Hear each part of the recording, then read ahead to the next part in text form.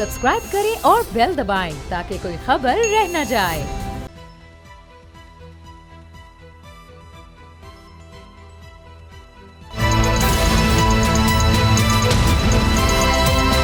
अब पता चला। अस्सलाम वालेकुम नाजरीन, आप देख रहे हैं प्रोग्राम अब पता चला और मैं हूं सैयद मुजम्मिल। सबसे पहले तो बोल न्यूज़ के तमाम नाजरीन को अब पता चला कि टीम की तरफ से और मेरी तरफ से ईद की मुबारकबाद, और उम्मीद है कि पहला रोज़ जो ईद का आपका है वो बड़ा अच्छा जा रहा होगा। तो सियासी डिस्कशन सारा साल होती रहती हैं, करंट अफेयर भी डिस्कस होते रहते हैं, लेकिन आज हमने कोशिश की कि एक ऐसी शख्सियत को दावत दी जाए जो कि सियासत पे तो आप सुनते रहते हैं लोगों को बात करते हुए, लेकिन जो सोशल इश्यूज़ पे बात करते हैं, जो मोटिवेशन की बात करते हैं और साथ साथ यूथ से भी कनेक्ट करते हैं, और जिनको बड़ा लंबा अरसा हो गया है यूथ को एजुकेट करते हुए, मुख्तलिफ़ इदारों में जाकर लेक्चर देते हुए, और उनकी पब्लिकेशंस भी हैं और किताबें भी हैं। हम बात कर रहे हैं कासिम अली शाह साहब की, जो कि हमारे स्टूडियो में आज खसूसी तौर पे मौजूद हैं। शाह साहब अस्सलाम वालेकुम, कैसे हैं? वालेकुम सलाम। क्या साहब, अल्लाह का शुक्र अल्हम्दुलिल्लाह। कैसा गुजर रहा है ईद का पहला रोज़? शाह साहब, ईद का दिन बड़ा खैर से गुजर रहा है, और मैं हमेशा कहता हूँ कि ईद बच्चों की होती है, ईद उन लोगों की होती है जिनको छोटी छोटी खुशियाँ मिलती हैं, वो खुश हो जाते हैं। मेरी उम्र में आके आप फैसिलिटेट कर रहे होते हैं, आसानी पैदा कर रहे होते हैं, और दूसरों को खुश देख के आप खुश होते हैं। मतलब जेब हल्की हो चुकी है पहले दिन? हो चुकी है। अच्छा, हो चुकी है। तो ये बताइए कि आजकल मसरूफियात क्या हैं, क्यों कुछ ज़िम्मेदारियाँ भी थी आपके ऊपर, फिर आपके लेक्चर्स भी होते हैं। मैं देखता हूँ अक्सर के मुख्तलिफ़ सिटीज़ में आप विज़िट कर रहे होते हैं, तो अभी ईद से बिल्कुल पहले क्या इंगेजमेंट्स रही हैं आपकी? शाह साहब, मेरी मसरूफियात एक बड़ी मुनज़्ज़म मैंने हमेशा कोशिश की है, और दो हिस्सों में मेरी मसरूफियात तकसीम है। एक वक्त का हिस्सा मैं अलहमरा आर्ट कौंसल को, जिसको लाहौर आर्ट कौंसल भी कहते हैं, जी, वहाँ देता हूँ, क्योंकि मेरी वहाँ पर चेयरमैन की हैसियत से कुछ ज़िम्मेदारी हैं।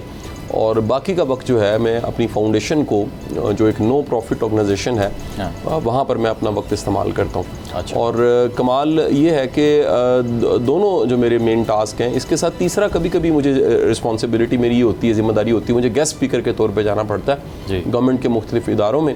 एज गेस्ट स्पीकर मुझे पढ़ाने के लिए जाना पड़ता है। तो ये अल्लाह का बड़ा शुक्र और करम है कि मैं एक प्रोएक्टिव इंसान हूँ। लोगों को शायद ये बड़ा अजब लगता है कि मैं पूरी कोशिश करता हूँ, कोई दिन है, कोई हफ्ता है, कोई महीना है, जो अल्लाह ताला ने हमें सबसे बड़ी सलाहियत दी है प्लानिंग की, स्ट्रेटजी बनाने की, अपने वक्त को भरपूर इस्तेमाल करने की। मैं पूरी कोशिश करता रहता हूँ कि अल्लाह की इस नेमत को, जिसे वक्त कहते हैं, बेहतर तरीके से इस्तेमाल करें। टीचिंग करियर आपका कितना अरसा हो चुका है करते हुए आपको? मुझे शाह साहब, मैंने क्योंकि छोटी उम्र में पढ़ाना शुरू कर दिया, मेरी अपनी उम्र 18 साल थी, मैं FSC का स्टूडेंट था। अच्छा। यूनिवर्सिटी नया नया एडमिशन हो रहा था और मैंने पढ़ाना शुरू कर दिया। अगर मैं तब से अब तक देखूँ 24-25 साल गुजर गए हैं, और ये इन 24-25 सालों में जो मेरे स्टूडेंट्स हैं उनकी तादाद, फ़िज़िकल जो क्लासरूम के स्टूडेंट्स हैं उनकी तादाद हज़ारों में है, और पढ़ाते पढ़ाते सफ़र जो है वो यहाँ तक पहुँचा। आपने रिसेंटली पाकिस्तान की सोसाइटी में, क्योंकि आप जाते रहते हैं, आप स्टूडेंट से भी इंगेज करते हैं, आप इदारों में भी जाते हैं, अक्सर मैं देखता हूँ कि आप पुलिस ऑफिसर्स को भी ट्रेन करते रहे हैं, इसके अलावा मुख्तलिफ़ इदारों में सर्व भी करते रहे हैं। आपने देखा है कोई सोशल चेंज पाकिस्तान के अंदर जो पिछले 1, 1.5 या 2 साल में आया है, जिसमें हम ये देख रहे हैं कि पोलराइजेशन में बहुत इजाफा हुआ है? इसके अलावा जो इख्तलाफ है, चाहे वो सियासी हो या समाजी हो, वो दुश्मनी में तब्दील हो जाता है पाकिस्तान के अंदर। घरों में डिवीजन क्रिएट हो जाती है, दफातर में लोग एक दूसरे से डिसएग्री नहीं करते, वो दुश्मन बन जाते हैं एक दूसरे के। इस सोशल चेंज को क्या आपने भी ऑब्ज़र्व किया जब आप आवाम में जाते हैं, बात करते हैं उनसे? शाह साहब, ये तो कह लीजिए कि आज हर कोई एक साहिब अक्ल समझ जो थोड़ा सा महसूस कर सकता है, ये बहुत बड़ी तब्दीली, जो कि कोई अच्छी तब्दीली नहीं है, ये तब्दीली आ चुकी है, और इसको कई लोगों ने फेस किया। मैं तो, आप शायद जानते ही हैं कि इसका मैं एक विक्टिम भी, बात करनी है, मैं विक्टिम भी हूँ इसका। और ये एक बड़े दुख की बात है कि इससे पहले भी 74 साल 75 साल पाकिस्तान को हो चुके हैं, और इन सालों में वोटर्स भी होते थे, सियासी ओपिनियंस भी होते थे, लाइकिंग डिसलाइकिंग भी होती थी, लेकिन ये वाहिद वक्त है जी जिसमें अगर आप अपना ओपिनियन देते हैं तो उस पर भी लोग एतराज़ करते हैं और आपसे इख्तलाफ करते हैं, आपको टारगेट करते हैं, ट्रोलिंग करते हैं, और वो ये नहीं कह लीजिए कि एक समझते हैं जैसे कोई अल्लाह नाउज़ बिल्ला हमने को बेहुरमती कर दी है। इंसानों को इंसान समझना चाहिए, और उनके जो कह लीजिए सारे के सारे फ़ैसले हैं, उनके सब के सब जो एक्ट्स हैं, उनको भी इंसान की तरह समझना चाहिए। वो सारे के सारे ठीक नहीं हो सकते।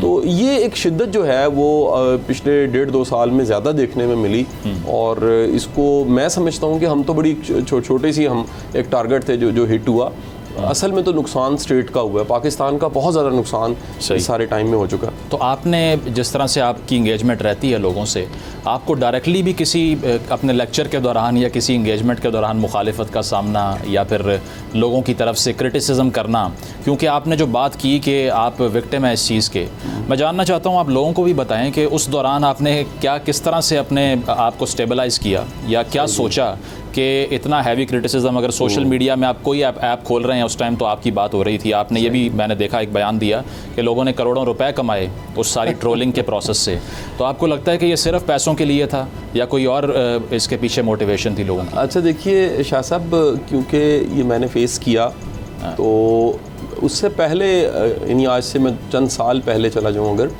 तो YouTube पे सब लोग मौजूद नहीं थे। मैं नाम नहीं लेना चाहता, लेकिन बेशुमार हमारे एंकर्स ऐसे हैं जिनका मेरी आंखों के सामने YouTube चैनल बना है। मैं 12-13 साल से YouTube पे मौजूद हूँ और Facebook को भी 2010 से इस्तेमाल कर रहा हूँ, तकरीबन 12-12.5 साल, ये भी अरसा बन जाता है। मैंने सोशल मीडिया को पॉजिटिव यूज़ किया।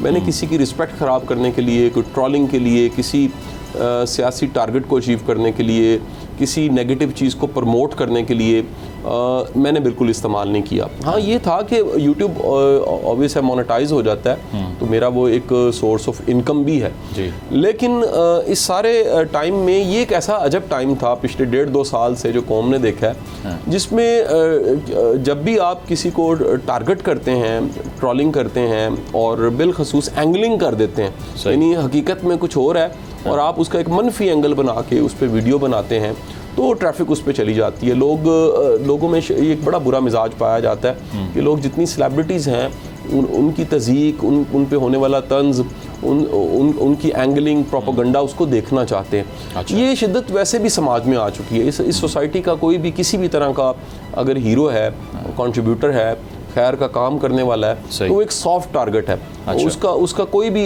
जो एक्ट है, बिलखसूस इस वक्त क्योंकि पॉलिटिकल पोलराइजेशन बहुत ज़्यादा है। इससे पहले हम मजहबी जो है वो पोलराइजेशन देखते रहे, या लिसानी देखते रहे, या कह लीजिए सूबों में देखते रहे, लेकिन इस तरह की शिद्दत पहली बार देखने को आई है कि जिसमें सियासी तौर पर अगर आपका नज़रिया किसी से मुख्तलिफ है तो लोग आपको जो उनसा वो टारगेट करने लग पड़ते हैं। नहीं तो आप जिस तरह से कह रहे हैं कि उस सारे प्रोसेस में आपको जैसे टारगेट किया गया, तो डिप्रेशन का भी कोई एपिसोड आया जब आपने सोचा कि यार मैंने इतना काम किया है, और जो आप बात कर रहे हैं कि मैंने किसी को क्रिटिसाइज़ नहीं किया, सोशल मीडिया का पॉजिटिव इस्तेमाल किया है, लेकिन फिर भी मेरे खिलाफ ट्रेंड्स चल रहे हैं, वो सब हो रहा है, तो उसने मोराल लो किया आपका फिर? अच्छा देखिए, उसमें 2 चीज़ें बड़ी इंपॉर्टेंट थी। एक तो ये था कि मैं शदीद मसरूफ़ था उन दिनों में जब ये सारी ट्रोलिंग हुई। मैं एक कंपेन थी जो गवर्नमेंट की कंपेन थी, मैं बड़ा वाज़िया करूँ, जिसको इन्होंने कहा कि जी इस्टेब्लिशमेंट ने लॉन्च किया और पता नहीं क्या क्या इसको नाम दिए गए। गवर्नमेंट की कंपेन थी। मैं मुख्तलिफ ज़िलों में जाके यूथ के साथ बातचीत कर रहा था, district government, city district government के साथ बात कर रहा था, पुलिस वालों से बात कर रहा था, और ये एक कह लीजिए बग़ैर किसी मुआवजे के, बग़ैर किसी लालच के अपना वक्त देना था। मैं शदीद मसरूफ़ था। आपको ये भी बताता चलूँ कि वो सारी जो कंपेन थी जिसको नाम दिया गया, जिसकी एंगलिंग की गई, वो एंगलिंग ये थी कि एस्टेब्लिशमेंट ने लॉन्च की, वो सारे के सारे लेक्चर्स जो हैं वो अपलोड कर दिए गए हैं और बड़ी तफसील के साथ उन पे मैंने छोटे छोटे ब्लॉग्स लिख के भी वाजिया किया कि अगर खुशाब में लेक्चर हुआ है तो उस पर ये मौजू था, इनसे बात मैंने की और इसका लिंक यूट्यूब पे मौजूद है। अच्छा। जिसको हज़ारों लोगों ने, लाखों लोगों ने सुन भी लिया होगा। तो उसमें किसी किस्म की ऐसी बात नहीं थी जो कोई इस्टेब्लिशमेंट का एजेंडा हो जिसको हमने फुलफ़िल किया हो। अच्छा, दूसरी जो बड़ी इंपॉर्टेंट बात है वो तमाम के तमाम जो एंगलिंग थी, यानी जिसकी बुनियाद पर ट्रोलिंग की गई, उनमें से कोई एक बात भी सच नहीं थी। ये शायद मुझे भी पता था, मेरे करीबी हल्के को भी पता था। आपसे क्योंकि मेरा एक बड़ा गहरा ताल्लुक भी है, मैं एक मतलब दोस्ती का भी ताल्लुक है, मैं वाज़िया करता जाऊँ कि मेरा सोशल सर्कल बहुत ज़्यादा, अल्लाह के करम और फजल से हज़ारों लोग ऐसे हैं जिनके साथ मेरा राब्ता वास्ता जो है वो पिछले कई सालों से। मैं इसको समझाने के लिए ये भी कहता हूँ कि ये जो मेरा सेल फ़ोन है और इसमें जो नंबर है, ये मैंने आज से 22 साल पहले यूनिवर्सिटी लाइफ में ये नंबर लिया था। 22 सालों में शाह साहब मैं नंबर नहीं बदल सका। अच्छा। और मैंने इसमें शायद ही किसी को कभी ब्लॉक किया हो, मतलब कभी उधार नहीं लिया किसी से आपने, इसका मतलब एक ही नंबर है मेरा। और ये 22 सालों से, आप खुद अंदाज़ा लगा लीजिए ज़माने तालिब इल्मी से चलते चलते इसमें 9,500 नंबर सेव हैं। तो लोगों से जब आपका ताल्लुक हो, वास्ता हो, आपका एक वर्तन पंजाबी में जिसे कहते हैं, वर्ता हो, आपने बरता हो अच्छे तरीके से, तो उन 9,000 में से किसी ने ब्लॉक भी किया आपको इसके बाद, जो उन्होंने आपको एंगल कर दिया कि नहीं जी ये हमारे खिलाफ? आपको वाज़ह करता जाऊँ कि जो मुझे जानते हैं, ये जानते थे, उनके लिए इस तरह करना शायद मुश्किल था। सही। ये मैं समझता हूँ कि इसमें मारूफ जो लोग हैं उनके तो यूट्यूब चैनल्स थे, उनको मैं उनके नाम नहीं लूँगा, उसमें कुछ एंकर्स भी हैं, कुछ रिपोर्टर्स भी हैं, कुछ यूट्यूबर्स भी हैं, बाकी सब के सब जो थे वो गुमनाम थे। मैंने कई दफ़ा ऐसे हुआ, ये इस ट्रॉलिंग से पहले भी मैंने कई दफ़ा, अगर किसी ने फेसबुक पे कमेंट बुरा किया है तो मैंने जाके उसके प्रोफाइल को देखा, ऐसे कई दफ़ा मैंने और मेरी टीम ने किया, और हमें कुछ नहीं मिलता था। यानी उसके पास ना कोई सोच होती थी, ना कंटेंट होता था, ना कोई मेहनत की होती थी। और ये बड़ा आसान है कि आप कोई भी इल्ज़ाम किसी पे लगा दें जो साबित ना किया जा सकता हो, फिर झूठ पकड़ें, झूठ बनाएं, झूठ को इतनी बार बोलें, इतनी बार बोलें, इतनी बार बोलें कि वो सच लगने लग पड़े। मैं आपको ये भी वाज़ह करता जाऊँ कि मैंने इसका जवाब नहीं दिया, या ऐसे नहीं मैंने किया। मुझे समझ आ गई शाह साहब कि लोगों ने काम पकड़ लिया कि लोग क्या करते थे, मेरे से रब्ता करते थे, यूट्यूबर्स और टीवी प्रोग्राम्स वाले भी। मैंने आखिरी जो प्रोग्राम था वो समा पे जो था वो एक आखिरी प्रोग्राम था, वो मैंने किया। सही। और किरण नाज का प्रोग्राम था, उस पर मैंने कुछ जवाब दिए, और उसके बाद मैंने टीवी को कुछ अरसे के लिए, कुछ माह के लिए अगर तो गलत नहीं होगा, मैंने खैराबाद कह दिया। इसी तरह तमाम यूट्यूबर्स को मैंने माजरत कर ली। मुझे समझ आ गई कि ये इनकी टेक्निक यही है कि ये कोई सवाल ऐसा पूछते हैं, उसके बाद उसकी एंगलिंग करते हैं, फिर थंबनेल बड़ा खौफनाक बनाते हैं। वो थंबनेल मतलब अगर मिसाल लीजिए मेरी ज़िंदगी में कोई ऐसी वीडियो होगी जिसमें मैंने ऐसे किया होगा समझाने के लिए, कोई ऐसे बॉडी लैंग्वेज, उन्होंने ये एंगल पे तस्वीर बना दी है अच्छा। और उसके बाद थंबनेल पे लगा दिया कि कासिम अली शाह ने माफ़ी मांग ली है। तो अब यानी किसी भी मिसाल लीजिए, अब हम आप बैठे हैं, मैं बैठे हैं, तो ऑब्वियस है कि कैमरे पे आपका हर एंगल, हर मोमेंट ठीक नहीं होता, किसी में मुंह खुला हुआ है, किसी में मुंह बंद है। तो ये जो ट्रोलिंग करने वाले होते हैं, ये आपका एक कमज़ोर पिक लेते हैं। उसके बाद आपने ये भी कहा कि आपके जो बेटे हैं उनको भी क्रिटिसिज्म का सामना करना पड़ा स्कूल में और जगहों पे। तो उन्होंने शिकायत की कि आपसे कि ये वाक़या सिर्फ, और वो वाक़या भी कोई अल्लाह माफ़ी ऐसा कोई क्रिटिसिज्म नहीं था जिसको कोई क्रिटिसिज्म कहा जाए। मैं वाज़ह करता हूँ, आपने एक सवाल पूछा था, उसको भी मैं साथ शामिल कर लूँ। मुझे शायद सब फिजिकली कहीं किसी एक भी जगह ये क्रिटिसिज्म फेस नहीं करना पड़ा। अच्छा। ये सारा तूफान सोशल मीडिया पे आया, और सोशल मीडिया पे आने के बाद वहाँ से निकल गया, और इसको रास्ता देने का सिर्फ एक ही तरीका था कि आप आराम से बैठ जाएं, सबको अपना काम करने दें, आखिरकार सब थक जाएंगे, कुछ नए वाक़यात होंगे। और वैसे ही इस वक्त कह लीजिए वो ट्रोलिंग करने वालों को तो अपनी पड़ी हुई है, अल्लाह ताला उनके हाल पे रहम करे। तो आपने बिल्कुल, आपका इंगेजमेंट जो है सियासतदानों से भी रही है और अरबाब इख्तियार से भी मिलते रहते हैं आपको पाकिस्तान की ये जो सियासी सारा एक फ्रेमवर्क है, इसमें से कौन बेहतर लगा जो अच्छे डिसीजन ले सकता है, या जिसकी पर्सनैलिटी आपको बेहतर लगी, जो अच्छी सोच रखता है? किसी एक को अगर पिक करना हो? सब मेरा ख्याल है कि इनमें से किसी को भी पिक नहीं किया जा सकता। अच्छा। उसकी बहुत बड़ी वजह यह है कि पाकिस्तान में जो सारे सियासत है और सियासतदान है, उनकी जो प्रेपरेशन का प्रोसेस है, वो जिस तरह से तैयार होकर ऊपर आते हैं, वो गलत है।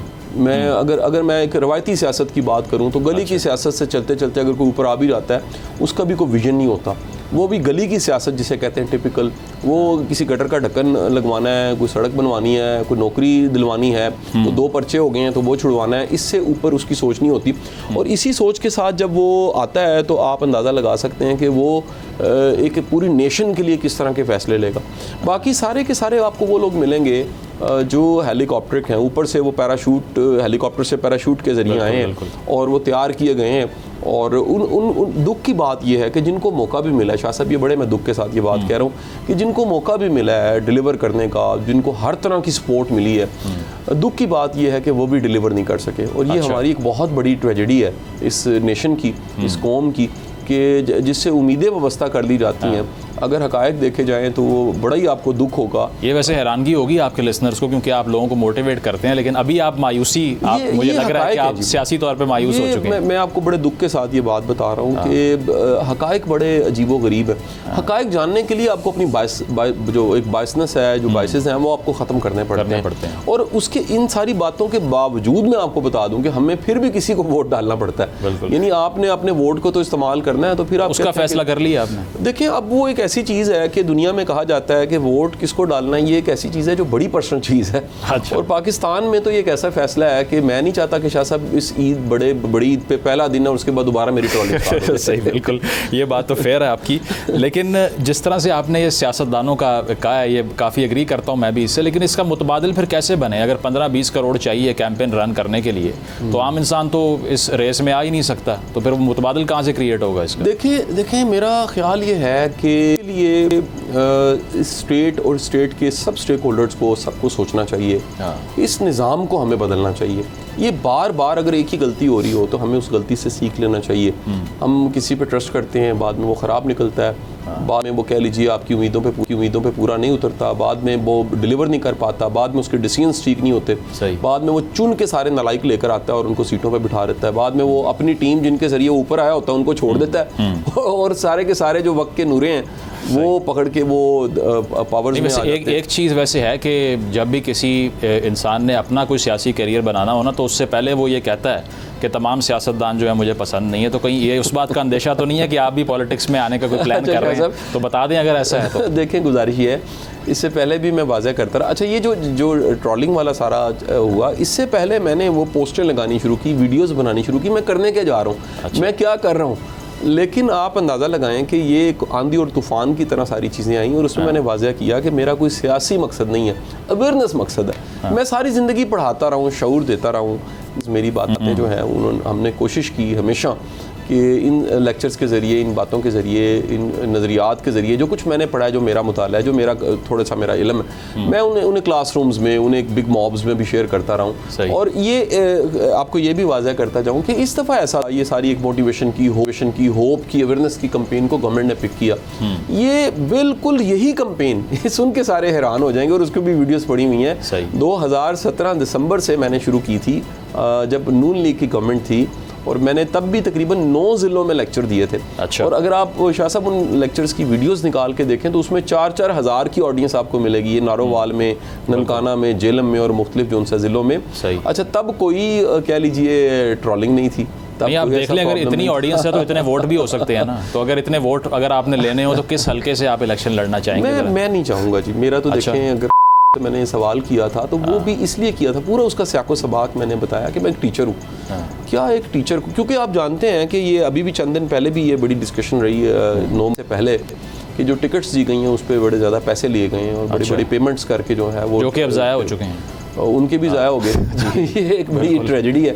और कह लीजिए कि एक तासुर ये था कि सिर्फ पैसे दे के, या फिर आप पावरफुल हैं, या आपकी हाउसिंग्स हैं और आपके पास बड़ा पैसा है तो फिर ही आपको पीटीआई टिकट दी। तो मैंने वहाँ कोशिश की, एक रिक्वेस्ट उनसे करनी शुरू की कि मैं टीचर हूँ, मैंने सारी ज़िंदगी पढ़ाया, मेरे प्रोफाइल में टीचिंग के अलावा कुछ नहीं है और मेरे प्रोफाइल में कोई ऐसा दाग धब्बा नहीं है जो आमतौर पर टिपिकल किस्म के पॉलिटिशियंस की होता है। तो क्या मैं टिकट मांग सकता हूँ, क्या मुझे दी जाएगी? बार बार मैंने रिपीट किया। और ये सिर्फ इसलिए किया कि मैं, जो मुझे करीबी जानते हैं वो जानते हैं कि मैंने इलेक्शन नहीं लड़ना, या मेरा मिजाज जो है वो, जिस इलाके में मेरे ज़िंदगी के 30-35 साल गुजर गए हैं वहाँ के पॉलिटिशियंस भी जानते हैं कि मैंने इलेक्शन नहीं लड़ना। और मैं किसी किस्म की वो जो रवायती किस्म की सियासत होती है उसमें मैंने कभी पार्टिसिपेट नहीं किया। हाँ, ये ज़रूर है कि जो लास्ट इलेक्शन थे 2018 के, शाह साहब ये मैं वाज़िया कैमरे पे, टीवी पे बात कर रहा हूँ, ये वाहिद मेरी ज़िंदगी के इलेक्शन थे जिसमें हम अपने घरों से अपनी जो बहनें थीं और कह लीजिए जो हमारी बेटियाँ थीं अपनी घर की लेडीज़ को हर बाशऊर को लेकर गए कि हमने वोट डालना है। ये एक कह लीजिए हमारी ज़िंदगी का, जो हम गांव से चले हुए लोग हैं और बड़ा कम ऐसा कल्चर है कि जी मर्द वोट डाल देते हैं बाकी वोट नहीं डालते। जिसकी भी 18 साल से ऊपर आईडी कार्ड बना हुआ है, घरों से मैं निकाल के लेकर गया कि नहीं हमने वोट डालना है। एक बहुत बड़ी तब्दीली आने वाली है। 2023 के इलेक्शन में भी यही जज्बा होगा आपका, या वोट डालने? देखिए, बड़ा चैलेंज है, बड़ा इस यानी पता नहीं 2023 में इलेक्शन होने भी नहीं होने, ये तो वैसे इस पर क्या कहते हैं, हो जाएंगे नहीं होंगे? मेरा नहीं ख्याल ऐसा इलेक्शन होंगे। चलें, इस पर मज़ीद बात करते हैं और साथ साथ जो पर्सनल जर्नी है कासिम अली शाह साहब का, उसको भी डिस्कस करेंगे after the break. Stay with us. अब पता चला।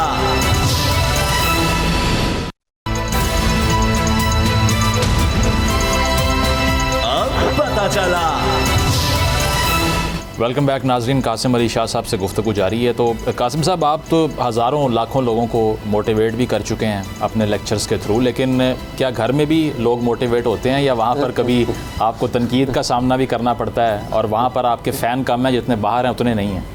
अच्छा शाह साहब, एक जेंटलमैन को ये समझ जाना चाहिए, सीख जाना चाहिए और इस दस्तूर पे कह लीजिए आंखें बंद करके यकीन कर लेना चाहिए कि दुनिया के लिए कुछ भी हो सकते हैं। घर में एक सिंपल कह लीजिए बेगम के हस्बैंड हैं और बच्चों के बाप हैं। मैंने उन सब लोगों की ज़िंदगी को बड़ा ख़राब होते देखा। अच्छा। जो अपने प्रोफेशन को और प्रोफेशन के कह लीजिए वो उस लिबादे को उठा के घर चले आते हैं और उसका नतीजा ये होता है कि उनकी फैमिली डिस्टर्ब होती रहती है। तो मेरा कभी भी कोई ऐसा इम्प्रेशन जो कह लीजिए मेरे प्रोफेशन का इम्प्रेशन है, मैं पूरी कोशिश करता हूँ कि घर जाने से पहले हाँ ये ज़रूर है कि मेरी शेयरिंग बहुत ज़्यादा है। मेरे अंदर ऐसा नहीं है कि मैं ज़िंदगी में कोई भी फ़ैसला करूँ, कोई भी काम करूँ, उसे शेयर ना करूँ, उसे बताऊँ ना। ये सारा जो आप ब्रेक से पहले जो डिस्कस कर रहे थे, सारे टाइम में मेरी फैमिली की बड़ी सपोर्ट थी। वो जानते थे कि मैं सच्चा हूँ और उन सब का भी कहना था कि आप खामोशी के साथ बैठ जाइए, सब्र कीजिए, आखिरकार गर्द ने बैठ जाना है और जब गर्द ने बैठ जाना है तो लोगों के सामने सच आ जाना है। और मैं आपको बड़े दिल से ये बात कह रहा हूँ कि जितनी मुझे मेरे स्टूडेंट्स, मेरे फैंस, मेरे दोस्त मोहब्बत करते हैं, मैं शायद इस काबिल नहीं हूँ जितनी मुझे मोहब्बत मिलती है। और मैं हमेशा अल्लाह का शुक्र भी अदा करता रहता हूँ कि मेरी एक बहुत बड़ी कमाई और बहुत बड़ी दौलत ये सोशल सर्कल है, ये मुझे बड़ा अजीज़ है, मेरे दिल के बहुत करीब है। तो आपकी सियासी राय से इख्तलाफ होता है घर में किसी को या सेम पेज पे हैं सब? नहीं, इख्तलाफ होता है जी, मैं आपको वादा करूँ, लेकिन क्योंकि वो इख्तलाफ के बावजूद सब्र किया जाता है और फिर वो बड़े हैरान होते हैं। ये भी मैं आपको बता दूं कि बाज़ औक़ात जो एक मेरा ओपिनियन है, वो बच्चे, बेगम साहबा, फैमिली मेरी, ख़ानदान, वो बड़े हैरान होते हैं कि आपने तो पहले ही कहा था ये होना है और ये हो गया, तो ये कैसे हो गया? तो मैं उन्हें कहता हूँ कि मेरे पास ना कोई कबूतर है, ना कोई चिड़िया है, ना मेरा कोई सोर्स है, लेकिन एक ऑब्जर्वेशन है, मेरा मुशाहिदा है जहाँ से जिससे पता लग जाता है कि जिस तरह आप कह रहे हैं इस साल इलेक्शन नहीं हो रहा, लग रहा है कि चिड़िया है कोई आपके पास? हाँ सर, हमारे पास चिड़िया कहाँ से होनी है सर? हमारे पास चिड़िया कहाँ से होनी है? ये मेरी ऑब्जर्वेशन है। आप इसको इस तरह समझ लीजिए कि आप देखते हैं कि जो कुछ हो रहा है ये किस तरफ जा रहा है, तो आप आज में जो एक्ट है उससे एक मुस्तकबिल के बारे में एक अंदाज़ा लगा लेते हैं। आप जैसे मिसाल ले लीजिए कि जब ये रजीम चेंज का टाइम था, जी, उससे पहले कई तरह की ऐसी चीज़ें थी जिससे अंदाज़ा होने लग पड़ा था कि कुछ होने वाला है। और आप जैसे कई ऐसे दानिश्वर थे, समझदार लोग थे, एंकर्स, जिन्होंने कहना शुरू कर दिया था कि ये अब होगा ऐसे ही। कईयों का ख्याल ये था कि सिर्फ माइनस होंगे, सही, लेकिन कई जो दाना थे उन्होंने कहा कि नहीं, ये टोटली जो गेम है वो चेंज हो जानी है। बुज़दार साहब अच्छे लगे आपको? देखिए जी, मैं ज़ाती तौर पे सच्ची बात बताऊं तो मैं उनकी बड़ी रिस्पेक्ट करता हूं। मेरी एक मुलाकात है उनसे और ये मुलाकात तब की है जब वो चीफ मिनिस्टर थे। अच्छा। उन्होंने मुझे बड़ी रिस्पेक्ट दी और वो मुलाकात कोई सियासी नहीं थी। वो मुलाकात टोटली एक, क्योंकि वो वीडियोज़ को फॉलो करते थे, कुछ टीवी प्रोग्राम्स, उन्होंने बड़े पुराने मुझे प्रोग्राम्स बताए जो पीटीवी के मेरे प्रोग्राम से जुगन के साथ वो सुन रहे थे तब से। उन्होंने तो नहीं आपको रोका जेब से टिशू निकालने के? नहीं, कोई ऐसा नहीं था। अच्छा। कोई ऐसा नहीं था और उन्होंने बड़ी दिल से रिस्पेक्ट दी और वो जो रिस्पेक्ट थी वो वहाँ पर भी हसान खाबर साहब मौजूद थे, एक सेक्रेटरी मौजूद थे, वो गवाह आज भी वो याद करवाते हैं कि शाह साहब आपको उन्होंने कितनी रिस्पेक्ट दी। अच्छा, सबसे ज़्यादा मैं हैरान पता किस बात पे हुआ था? मैं हैरान हुआ था, मैं नाम नहीं लेना चाहता, उन बड़े बड़े नामों के जिन पे मेरा बड़ा एतबार था कि यार इनका जो ओपिनियन है, इनका जो रिसर्च है, या इनका जो एक वीलॉग होता है या इनका टीवी प्रोग्राम होता है, वो बड़ा एक रेफरेंस के तौर पे मैं कहता था कि जनाब फलाने बंदे ने ये कह दिया, इस पे यकीन कर। उन्होंने भी झूठे प्रोग्राम कर दिए, उन्होंने भी जनाब कह दिया कि जनाब। आपने किसी को जाके कहा कि ये आप पहले मुझसे कंफर्म तो करते उसके बाद? नहीं शाह साहब, मेरा मिजाज नहीं है, मेरा ये मिजाज नहीं है। मैं दो चीज़ें मेरे लिए बड़ा मुश्किल हैं कह लीजिए। एक तो ये है कि किसी से जाके गिला करना, मैं रास्ता ले लेता हूँ, मैं कहता हूँ कोई मसला नहीं है। और दूसरा ये भी बड़ा मुश्किल है कि नफरत को दिल में रखा जाए, ज़्यादा बेहतर है अवॉइड कर दिया जाए और खामोशी इख्तियार की जाए, वक्त के साथ चीज़ें। जो अब तक हुआ उस पर तो चले हमने डिस्कशन कर ली, लेकिन आगे पाकिस्तान का एक नौजवान जो है, जो यूथ है, वो ये देख रही है कि एक बहुत बड़ा पॉलिटिकल वैक्यूम भी है, इसके अलावा इकॉनमी का मसला भी है, और जो सियासी मैदान में हमें नज़र आता है कि मरीम नवाज़ साहिबा कंटेंडर हैं कल को लीड करने की, या बिलावल साहब भी हैं, तो बिलावल भुट्टो वर्सेस मरीम नवाज़ में आप किसका पलड़ा भारी देखते हैं जो कि बेहतर डिसीजन लेने की सलाहियत रखता है? मेरा ख्याल है शाह साहब ये वक्त बताएगा इसको। कोई अपना तो ऑब्जर्वेशन तो होगी ना? मैं दोनों के ही कुछ कह लीजिए चीज़ों के हक़ में हूँगा, कुछ चीज़ों से इख्तलाफ करूँगा। अच्छा। और ये भी वाज़ह करता जाऊँ, मैंने दिसंबर में ना शाह साहब एक वीडियो बनाई, पाकिस्तान में नहीं था जी। अब बस इन बताया, तो एक कॉन्फ्रेंस पे मैं स्पीकर था, मेरे पास टाइम बहुत ज़्यादा था। तो आपको पता है कि जब बंदा जो यूट्यूब पे भी काम कर रहा हो और मुल्क से बाहर हो, टाइम बहुत सा हो तो वीडियोस बनानी शुरू कर देता है। बिल्कुल। वो वीडियो मैंने एक बड़ी ऑब्जर्वेशन से, मुताले से, समझ से ये बनाई कि पाकिस्तान में सबसे ज़्यादा स्कोप लीडर बनने का। अच्छा। ये इतना बड़ा वैक्यूम है, इतना बड़ा वैक्यूम है कि अगर आप हिम्मत करते हैं, और इसकी प्राइस है, ये ऐसे यानी ये वैक्यूम है, और इसको अगर आप फिल करने के लिए प्लान करते हैं कि मैंने स्ट्रगल करनी है, मैंने एफर्ट करनी है, और क्योंकि असल में एक बड़ा जो डैमेज है, बड़े बड़े जो पाकिस्तान को नुकसान हुए हैं, उसमें से एक नुकसान ये हुआ है कि लोग सियासत को ये गाली बन चुकी है। इसमें जो भी आता है आने की सोचता है, आने की करता है, तो बहुत से लोगों की इनसिक्योरिटी बन जाती है। अच्छा। इवन आप ये देखिए कि जो मेरे वाला सारा वाक़या था उसमें भी कई लोगों के लिए शदीद इनसिक्योरिटी थी। ये मैं फिर अगेन वाज़ह करूं कि उन्होंने ये सारी ट्रॉलिंग स्टार्ट कराई। उनको था ना कि टिकट आपको मिल गई तो फिर हमारा वो इस चीज़ को सच समझ बैठे, वो उन्हें लगा कि ये अगर टिकट का फैसला इस तरह अचानक मीटिंग करके एक मीटिंग में ही हो जाना है, तो उनके लिए तो बहुत बड़ा खतरा था। और सच्ची बात बताऊं, मुझे बाद में बड़ा दुख हुआ कि जब ये सारे के सारे वही लोग टीवी पे आके किस तरह से तो फ्यूचर में फिर आप क्या देख रहे हैं कि ज़्यादा चांस फिर आप बता दीजिए कि वो किसका लगता है आपको? बिलावल साहब का लगता है, मरीम साहिबा का लगता है? शाह साहब इसमें ना ये अंदाज़ा लगाना मुश्किल है, और ये मैं अगेन ये ओपिनियन देने लगा हूँ बड़ी, मैं मुझे लगता है कि आप पॉलिटिक्स में अच्छा करेंगे जिस तरह से आप इस क्वेश्चन को डॉज कर रहे हैं। ये ओपिनियन जो है ये मेरा जो ओपिनियन है ना, ये मेरा ख्याल है कि जो हमारे बड़े मंजे हुए लोग भी हैं ना, वो भी कोई बड़े वसूख के साथ ओपिनियन नहीं दे सकते। अच्छा, कल को अगर कासिम अली शाह साहब को आज से 5, 10, 15 साल बाद कहा जाए कि आप एडवाइज़र बन जाए उनके, तो बन जाएंगे फिर आप? देखिए, मैं हर वो पार्टी को दोबारा से वो काम शाह साहब करना चाहूँगा पूरी ज़िंदगी जो पाकिस्तान के हक़ में बेहतर है। अच्छा। मेरे मुताबिक पाकिस्तान हर जमात से ऊपर है, पाकिस्तान जो है वो हर इदारे से ऊपर है, पाकिस्तान जो है वो हर सियासी लीडर से ऊपर है। रेड लाइन पाकिस्तान है मतलब बात। मेरा ख्याल है पाकिस्तान से ऊपर कुछ भी नहीं है। और ये पाकिस्तान, अल्लाह ना करे अगर पाकिस्तान नहीं है तो शाह साहब फिर सियासतदान कहाँ के होंगे? ये PM CM कहाँ से बनेंगे? कौन सी पार्टीज़ होंगी? तो ये हमें क्रेडिट देना चाहिए कि ये मुल्क अल्लाह ने हमें अगर दिया है और इसमें हमें सियासत करने का मौका मिला, और हमने कहाँ से शुरू किया, कहाँ पहुँच गए, हम भूल गए। हमें लग रहा है कि जनाब सिर्फ हम ही हकदार हैं। तो शाह साहब लोग गिला एक ये करते हैं कि आजकल जितने हालात ख़राब हैं मुआशी लिहाज से अगर बात की जाए, नौकरियां लोगों की जा रही हैं, महंगाई बढ़ रही है। अभी हमने देखा कि जिस तरह से ग्रीस में एक जहाज़ डूबा जिसमें 300 पाकिस्तानियों की जानें अब तक कहा जा रहा है कि जा चुकी हैं। इस सारी सूरत हाल में लोग ये कहते हैं कि क्या हमें आपकी तरफ से तनकीद करनी चाहिए आपको, या फिर ये जो हालात इतने ख़राब हैं इसका वे फॉरवर्ड उसकी तरफ अगर हम आएँ तो वो आपको क्या लगता है? और दूसरा ये कि ये जो अब हालात बने हैं इसका ज़िम्मेदार कौन है? ये जो अब हुकूमत है या पिछली हुकूमतों की बात करेंगे? सर, ये कंपाउंडिंग है। अच्छा। कंपाउंडिंग का मतलब ये है कि ये वो कमेटी है जो कई सालों से हमने डाली हुई थी और निकल आई है। अच्छा। ये वो सब के सब डिसीजन मेकर्स का कसूर है जिन्होंने डिसाइड किया किसी वक्त में और एक अंदाज़ा लगाया कि ये फ़ैसले हमारे बड़े अच्छे होंगे। अच्छा। और उसके बाद ये सब के सब फ़ैसले गले पड़ गए। अच्छा। और मतलब ये 1.5 साल में नहीं हुआ? नहीं सर, ये बड़ा ये लंबा प्रोसेस है, ये बड़ा एक तवील सफ़र है जिसको चलते चलते आखिरकार हम भुगत रहे हैं, कौम 22-23 करोड़ लोग भुगत रहे हैं। अच्छा। और दूसरी बात ये है कि ये जो सारे सोल्यूशन की तरफ अगर देखा जाए तो जब तक ये स्टेबिलिटी नहीं आती, ओवरऑल जो है वो सिस्टम में स्टेबिलिटी नहीं आती, और कह लीजिए कि ये अब तो बड़ा जो चैलेंज है ये बताना और ये समझाना है कि असल हकायक क्या है, क्योंकि एक बड़ा तबका शायद सब सुनने को तैयार नहीं है। आपके बड़े मैंने वीलॉग सुने हैं, करसे से मैं आपको भी फॉलो कर रहा हूँ, और मैं बड़ा हैरान हूँ कि जिस जुर्रत के साथ आप बात कर लेते हैं। आपको भी मेरा ख्याल है मेरी तरह कभी कभी ट्रॉलिंग का सामना करना पड़ता आदी हो गए इस चीज़ आप आदी हो चुके। थोड़ा रैपिड फायर टाइप अगर हम कर लें तो शहबाज शरीफ साहब एज अ प्राइम मिनिस्टर पहला वर्ड क्या जहन में आता है?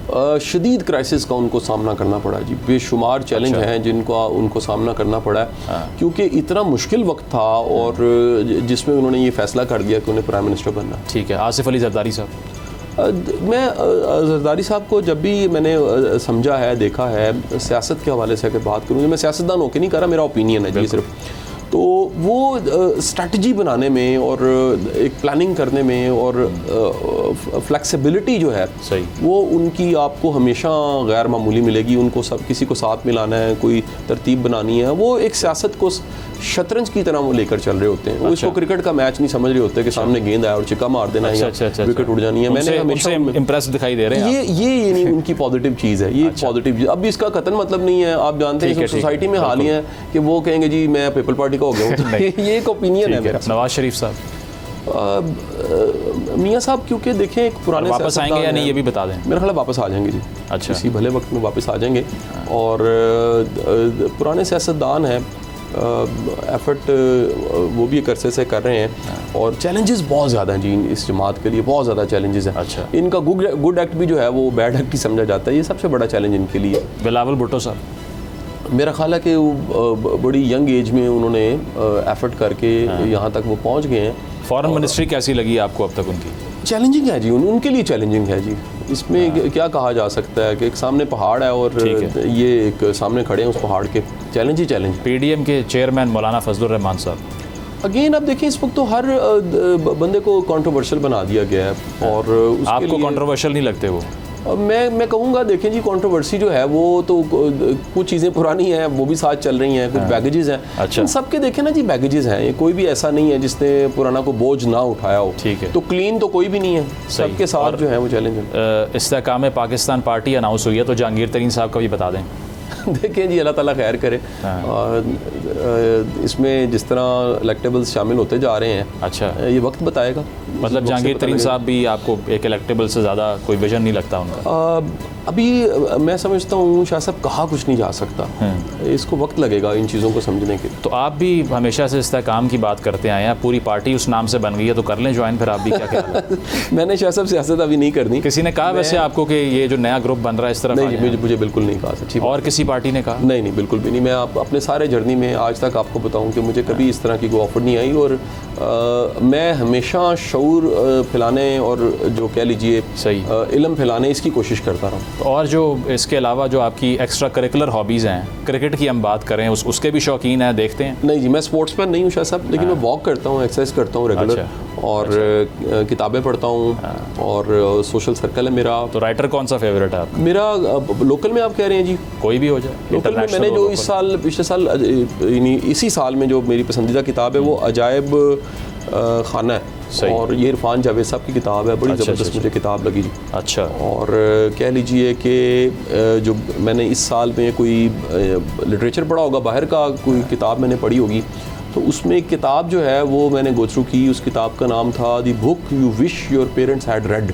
अच्छा, और ये बड़ी ज़बरदस्त किताब थी पेरेंटिंग के हवाले से, और मेरे बड़े जो कॉन्सेप्ट से वो क्लियर हुए कि हम अचानक किसी को ठीक करना चाहते हैं जबकि उसकी जड़ें कहीं बचपन में होती हैं। तो हमने ये देखा पाकिस्तान के अंदर, जिस तरह से हमने 9 मई को डिस्कस भी किया, अब उसके बाद से एक लीडरशिप का भी लोग कहते हैं कि वैक्यूम क्रिएट हुआ, और साथ साथ जो नौजवान हैं, कहा यह जा रहा है कि अब वो टर्न आउट ही हो सकता है इतना कम हो कि वोट डालने भी ना जाएं, और साथ साथ डीमोटिवेशन भी है। पिछले साल 8 लाख पाकिस्तानी छोड़ के चले गए, जिसमें नौजवान ग्रेजुएटेड लोग थे, पढ़े लिखे लोग थे। ये ब्रेन ड्रेन को कौन रोकेगा, कैसे रोकेंगे इसको हम? मुश्किल है जी ब्रेन ड्रेन को रोकना। कि क्या वजह ये है कि यहाँ पर जो हालात हैं, हालात और वाक़यात सारे ऐसे हैं, अपॉर्चुनिटीज़ नहीं है। बंदा जो है वो स्ट्रगल करता रहता है, उसको रिजल्ट्स नहीं मिलते। आपने कभी सोचा कि जाएं मुल्क छोड़ के? नहीं शाह साहब, मैंने कभी भी नहीं सोचा, और दुनिया देखी है, मैंने ट्रैवल किया है, लेकिन यकीनी बात है कि पाकिस्तान के साथ मेरा दिल जुड़ा हुआ है, मेरी जान जुड़ी हुई है। मैं पाकिस्तान के हवाले से जज्बाती हूँ।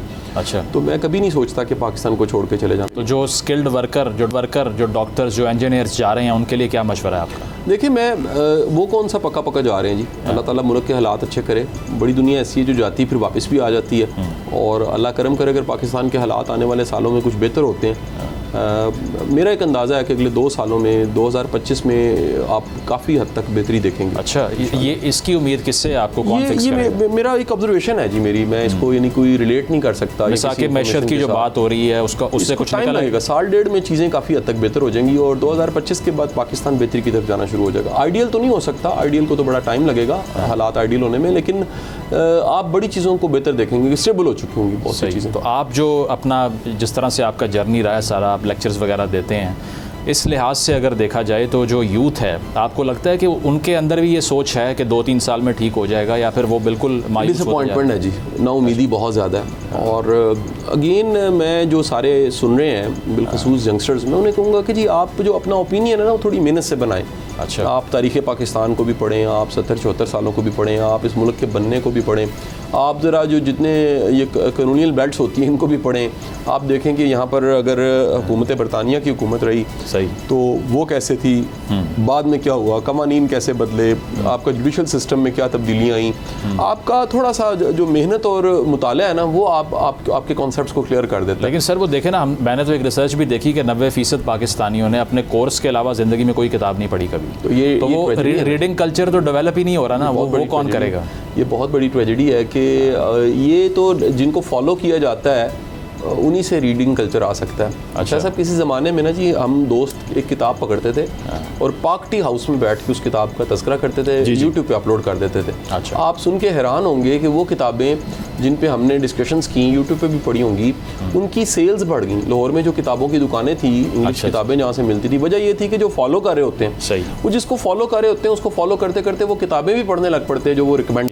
तो यहाँ दुख के साथ कहूँगा कि ना किताबें हमारे लीडर्स पढ़ते हैं और ना हम पढ़ते हैं। बिल्कुल, किताबों का जो कल्चर है उसको आम करना पड़ेगा। कासिम अली शाह साहब, आपने अपना कीमती वक्त हमें दिया, बहुत बहुत शुक्रिया तशरीफ़ लाने के लिए। नाज़रीन, प्रोग्राम आपने मुलाहिज़ा किया, आप इनकी राय से इख्तलाफ करें या अग्री करें, यह आपका हक़ है। लेकिन एक चीज़ हम कह सकते हैं कि जिस बड़े स्केल पे कासिम अली शाह साहब ने इन्फ्लुएंस किया लोगों को, उससे यही लगता है कि उनकी इंटेंशन जो है वो यही है कि यहाँ पर पॉजिटिव चेंज आए और लोग पढ़ने की तरफ आएँ, किताब पढ़ें और साथ साथ सोचने का अमल जो है उसको भी क्रिटिकली उसका आगाज़ करें। अपना फ़ीडबैक ज़रूर दीजिएगा। प्रोग्राम देखने का शुक्रिया। अल्लाह हाफ़िज़। अब पता चला।